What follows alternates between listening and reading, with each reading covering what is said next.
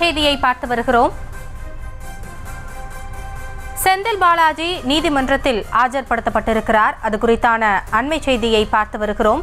சட்டவிரோத பண பரிமாற்ற வழக்கில் நீதிமன்றத்தில் செந்தில் பாலாஜி ஆஜராகி இருக்கிறார். சென்னை முதன்மை அமர்வு நீதிமன்றத்தில் நேரில் ஆஜர்படுத்தப்பட்டிருக்கிறார் செந்தில் பாலாஜி. இடி தொடர்ந்த வழக்கில் அசல் ஆவணங்களை பெறுவதற்காக செந்தில் பாலாஜி ஆஜர்படுத்தப்பட்டிருக்கிறார். அது குறித்தான அண்மை செய்தியை பார்த்து வருகிறோம். கூடுதல் விவரங்களோடு இணைகிறார் எமது செய்தியாளர் மதியழகன். மதியழகன், விவரங்களை வழங்கலாம்.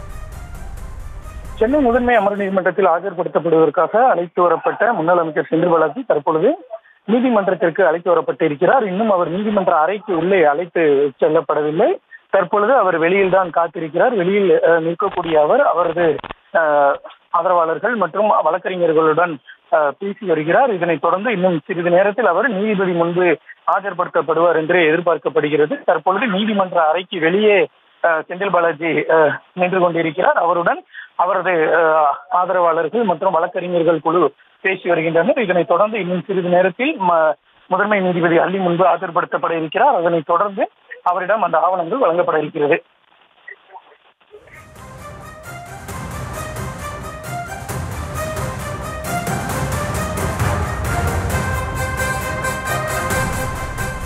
தங்களுடைய விவரங்களுக்கு நன்றி மதியழகன்.